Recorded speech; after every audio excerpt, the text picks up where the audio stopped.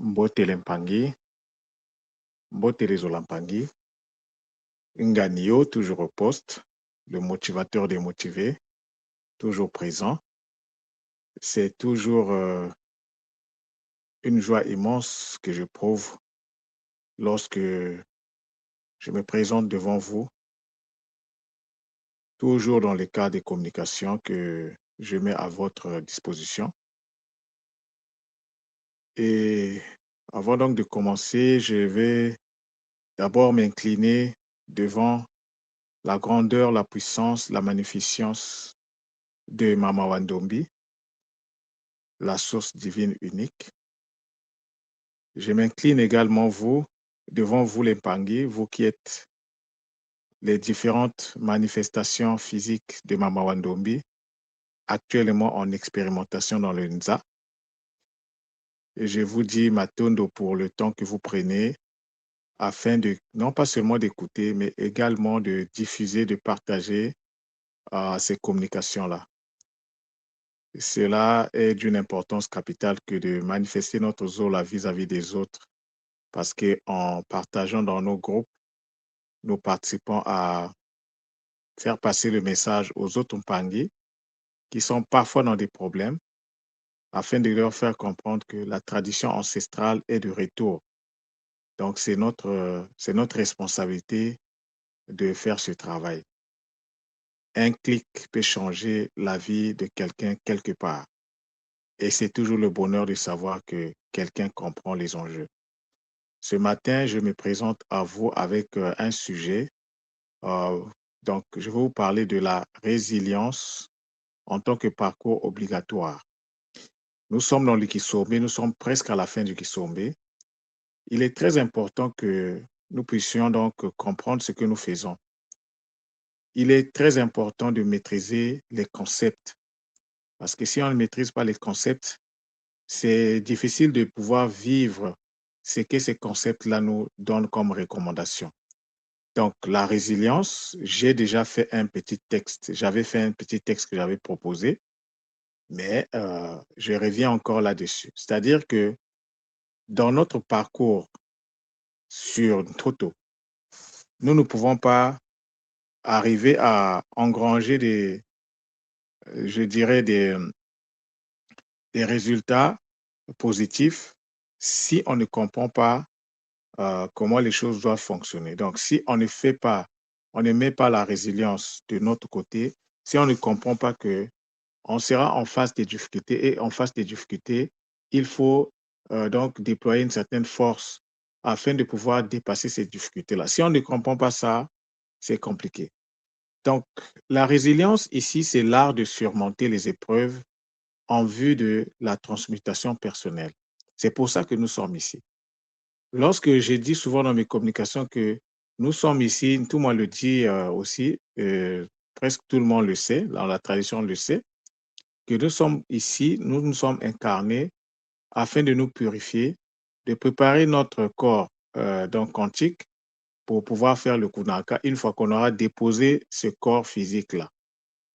Donc, cela demande que nous puissions rentrer dans un rapport de transmutation personnelle. Et dans ce travail-là, nous serons confrontés à des difficultés, nous serons confrontés à des contraintes, parfois très, très difficiles. Mais il faut avoir l'art de surmonter les épreuves. C'est ça qui va faire que nous allons gagner en puissance, nous allons gagner en force. Être résilient est un état qui nécessite d'être dompté. La résilience, il faut la dompter. Il faut que ça devienne une part de nous. Il faut que ça fasse partie de notre environnement. Il faut que ça soit inscrit dans notre mental que dès que je suis en face d'une difficulté, il faut que je déploie la résilience. Donc, être résilient est un état qui nécessite d'être dompté, comme je disais tantôt, afin de nous rassurer des issues heureuses face aux challenges de la vie. Oui, une vie sans challenge, c'est comme une nourriture non épicée. C'est fade. Ce sont les challenges qui nous permettent, en fait, en luttant contre les challenges, en surmontant les challenges, ça fait que nous allons déployer l'énergie nécessaire pour pouvoir avancer dans notre cheminement. Donc, les challenges, c'est comme des nœuds que nous devons défaire afin de nous faire avancer dans notre cheminement, afin qu'on puisse avancer. Donc, c'est des étapes. Il y a des étapes, mais si tu ne connais pas comment on fait pour défaire les nœuds, mais tu seras bloqué dans ton avancement. Parce que pour que tu avances, il faut que tu dois défaire les nœuds, tu dois défaire les blocages, tu dois lever les obstacles, tu dois contourner certaines choses. Il y en a d'autres, il faut les affronter. Vous voyez, donc tout dépend. Alors, ça demande une certaine souplesse. C'est autant dire que tout ce qui est en mouvement, l'impangé, tout ce qui est dans le mouvement ne peut pas être parfait, ne le sera jamais. Lorsque vous voyez, par exemple, lorsqu'on nous parle, par exemple, de la fréquence, vous voyez comment la fréquence, ça monte, ça descend, ça monte, ça descend, ça monte, ça descend. Donc, il y a des moments où tout va sembler aller très bien. Il y a des moments où c'est compliqué. Alors, il faut comprendre tous ces enjeux-là. Alors, la gravité, c'est une réalité compressante face à laquelle nous devons nous lever afin d'accéder à l'élévation. Nous sommes comme pressés dans la réalité terrestre. Dans l'UNZA, il y a la gravité qui existe. Donc, ça te compresse, ça te met à l'étroit. Mais c'est à toi, en fait, de pouvoir surmonter cette compression-là. Mais en faisant quoi? Il faut générer de l'énergie. Si tu n'as pas l'énergie, comment tu vas faire pour... Donc, il faut déployer plus d'énergie que l'énergie qui te compresse. Une fois que tu vas faire ça, tu vas donc briser cette énergie compressante. Cela va te permettre, en fait, de t'élever et de rentrer dans la subtilité. C'est ce travail-là que nous devons, en fait, faire. L'élévation ici, il faut le voir dans le sens de l'entrée dans la subtilité. C'est-à-dire que tu te démarques de tout ce qui est matériel pour rentrer dans tout ce qui est spirituel, dans tout ce qui est léger. Parce que la matérialité, c'est la lourdeur. Donc, tu te sépares de ta lourdeur, tu transmutes ta lourdeur en quelque chose de fin, en quelque chose de subtil, en quelque chose de léger, afin que tu puisses t'élever dans les sphères supérieures. Et ça, c'est le travail que nous sommes censés faire. Et cela demande de comprendre comment les choses fonctionnent dans l'UNZA. Tu ne peux pas prétendre être résilient sans comprendre comment les choses fonctionnent. La résilience, je dirais, c'est une vision. Mais la résilience, c'est également un état à développer. C'est une vision pour comprendre, un état à développer dans la pratique. Et ces deux aspects-là doivent aller de pair. Donc, cela demande de disposer des connaissances pratiques. Lorsque je parle de connaissances pratiques, mais les connaissances pratiques viennent d'où? Les connaissances pratiques viennent de ce que nous recevons comme savoir. Ça peut être les webconférences, ça peut être des lectures, ça peut être beaucoup de choses. C'est ça la connaissance pratique. Et la connaissance pratique ici, il faut voir ça en termes d'outils. Un outil est d'abord une connaissance en fait. Et c'est lorsqu'on met cet outil-là, donc l'outil se matérialise, donc cette connaissance se matérialise, ça devient un outil. Donc nous avons aussi cette réalité de pouvoir transmuter les savoirs en outils, afin que devant des situations, nous soyons capables de pouvoir utiliser ces outils pour pouvoir donc nous élever face aux obstacles qui se présentent devant nous. Il est important d'être et de rester au sein du réseau communautaire afin de continuer à se nourrir des énergies de la communauté. L'impangé, la communauté est d'une importance capitale. Si tu t'isoles, si tu dis que, OK, je suis devenu un gars, j'ai tout ce qu'il faut, je n'ai plus besoin des autres Mpangé, c'est bien, c'est très bien. Mais après, il ne faut pas pleurer. Après, il faut pas accuser Isfet. Isfet n'est pas celui qui est à l'origine de tes problèmes. Tes problèmes, c'est toi. Tu es le seul responsable de tes problèmes, de tout ce qui t'arrive. Isfet n'a rien à voir là-dedans. Ton ego n'a rien à voir là-dedans. Les esprits ou bien les consciences qui vivent au bas n'ont rien à voir là-dedans. Parce que c'est toi qui as ouvert la porte. Et qu'est-ce qu'ils font? Mais ils ont besoin de manger, non? Ils ont besoin de ces énergies-là. Donc, ils vont venir se servir. Alors, pourquoi donc se plaindre? C'est pour ça qu'il est important de rester au sein de la communauté, de travailler au sein de la communauté, parce que la communauté t'apporte la protection dont tu as besoin, la protection nécessaire dont tu as besoin pour éviter parfois certaines attaques. Et quand cela arrive, tu sais sur qui tu peux compter. Mais quand tu te retires parce que tu penses que tu maîtrises tout, mais il y aura des conséquences. Mais après, il faut les assumer. Tout cela, ça fait partie du game. Nul ne peut prétendre devenir fort dans l'isolement et dans la négligence des pratiques. Déjà, avant de s'isoler, c'est qu'il y a eu de la négligence. La négligence des pratiques et des recommandations, c'est ça qui emmène à l'isolement. Et mais lorsque tu t'isoles, tu seras attaqué. Ça, il faut t'y attendre. Tu seras attaqué parce que ces consciences-là vont te repérer, ils vont t'attaquer. Mais après, il faut assumer, comme je disais tantôt. Et lorsque tu t'isoles, lorsque tu manifestes de la négligence, cela revient à se mettre volontairement en danger. Tu es un gars ou un pangui qui est à l'école, qui a quand même un certain niveau de savoir, pour ne pas dire de connaissance. Tu ne fais pas ta takia, tu ne prends pas les choses au sérieux, les recommandations que les autres pangui te donnent, tu foules aux pieds, mais tu veux quand même que tout marche pour toi là. Non, ça ne se passe pas comme ça. On va te bouffer. Il est donc important d'être vrai. Il est important d'être honnête et authentique avec nous-mêmes afin de nous concilier les forces matiques. Si tu n'es pas vrai, si tu n'es pas authentique, si tu es hypocrite, devant l'Empangui, tu as un langage. Lorsque l'Empangui, enfin, quand tu n'es pas devant l'Empangui, tu as un autre langage. Ça, c'est de l'hypocrisie. Mais quand tu fais ça, mais tu passes des contrats, et après, tu vas te plaindre que je suis attaqué. Mais oui, tu es attaqué parce que tu as ouvert les portes toi-même. On ne peut attaquer que celui qui est attaquable. En tout cas, moi, depuis que j'ai compris ça, lorsque j'écoute un Pangui, par exemple, faire son Kaboula, si c'est un Kaboula qui va dans le sens où il y a des plaintes, mais je sais tout de suite qu'il y a il y a de la négligence, en fait. Tu ne te prends pas au sérieux. Parce que tant aussi longtemps que tu te prends au sérieux, quelle force va venir vouloir t'attaquer? Ces forces-là ne peuvent pas. Mais lorsque toi-même tu ouvres les portes, mais c'est normal. Ouvrir une porte, c'est lancer une invitation. Donc, cela est contre-productif de mener une vie à double standard. On ne sait pas là où tu es exactement. Tantôt tu es ici, tantôt tu es là-bas. Tantôt c'est Zola, tantôt c'est du bout d'à côté.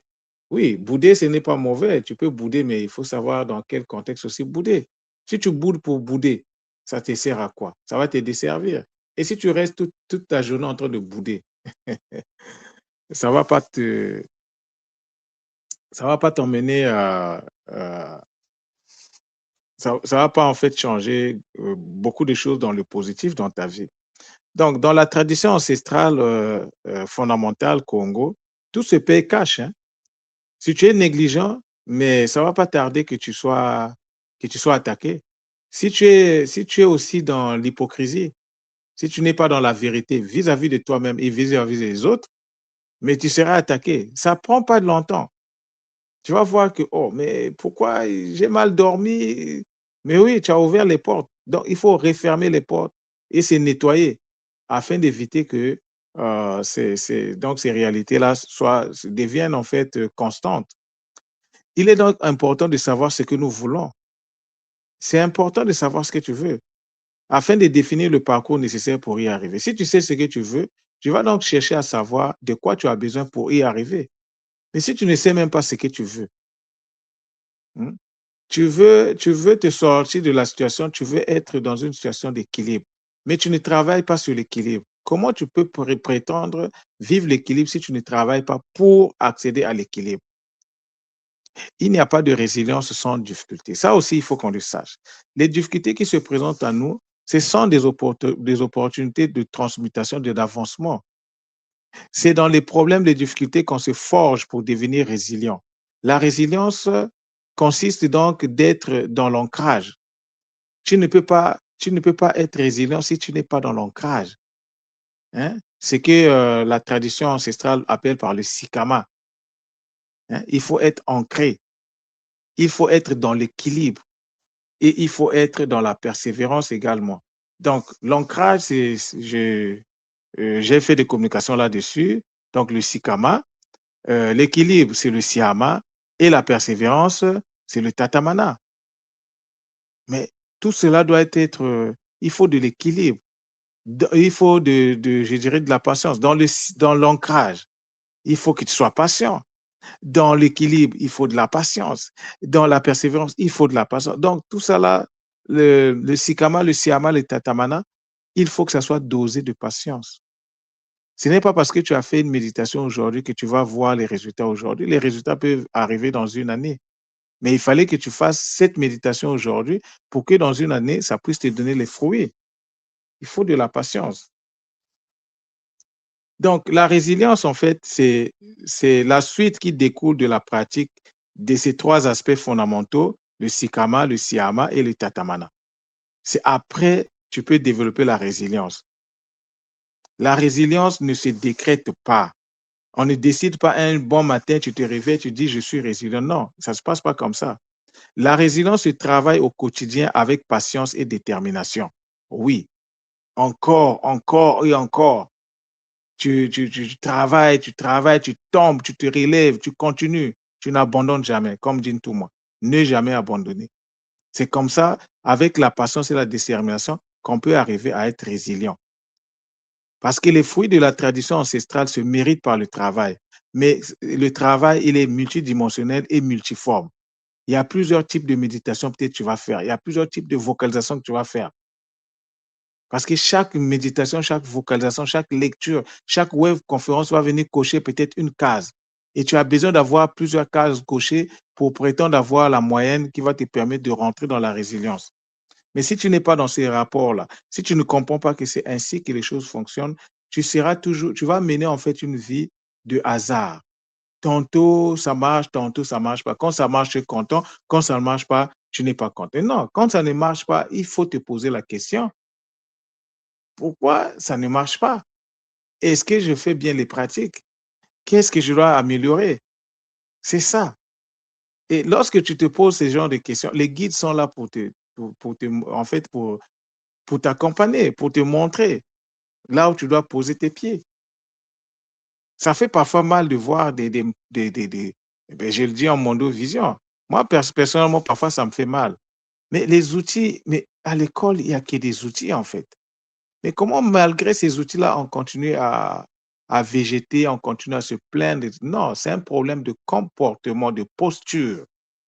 Il faut avoir une certaine posture. La résilience, c'est aussi une posture, mais ça se développe. Tu commences par le 1, tu emmènes ça donc du niveau 1 jusqu'à 1000. Chaque jour, un peu plus, tu montes de niveau.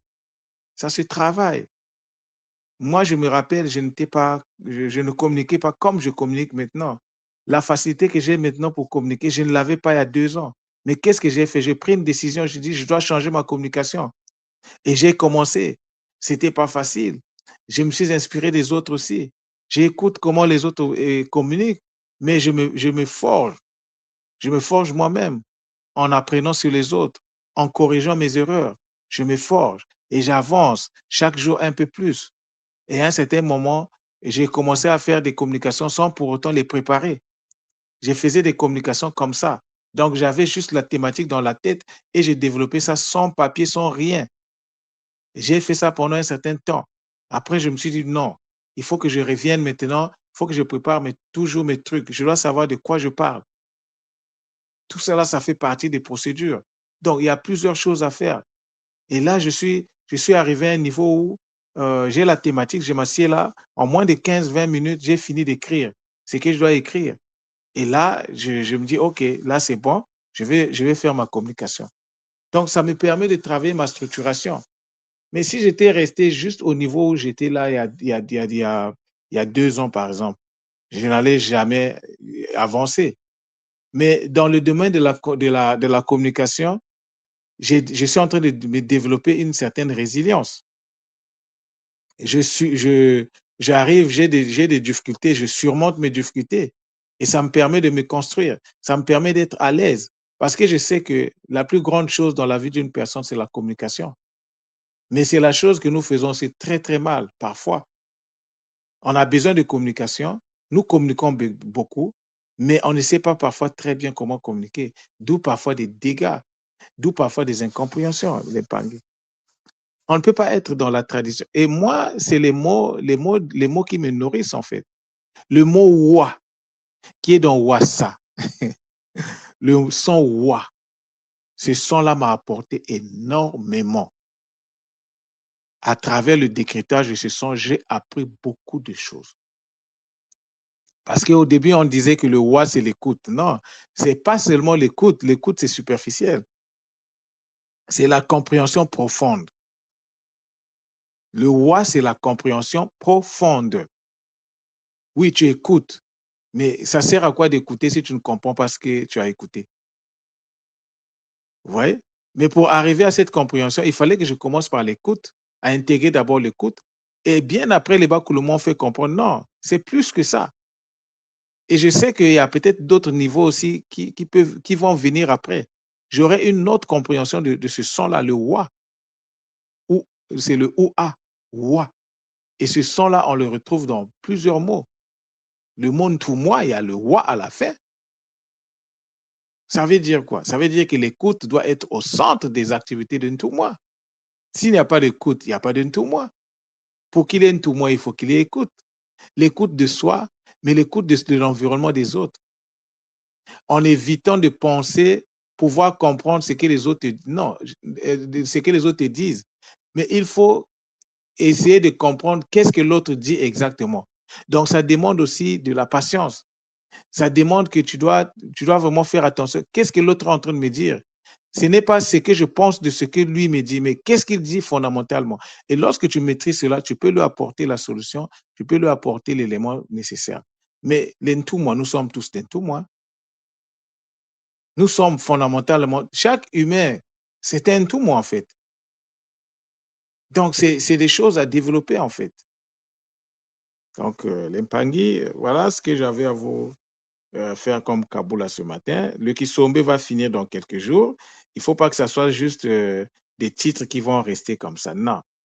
Il faut qu'on arrive à comprendre, lorsqu'on parle de la résilience, toute la vie, en fait, on doit être résilient. Parce que aussi longtemps que tu seras dans le NZA, tu seras confronté à des difficultés, à des problèmes.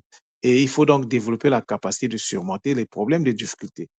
Je dirais que c'est un avantage comparatif énorme que de pouvoir développer cette capacité-là en nous.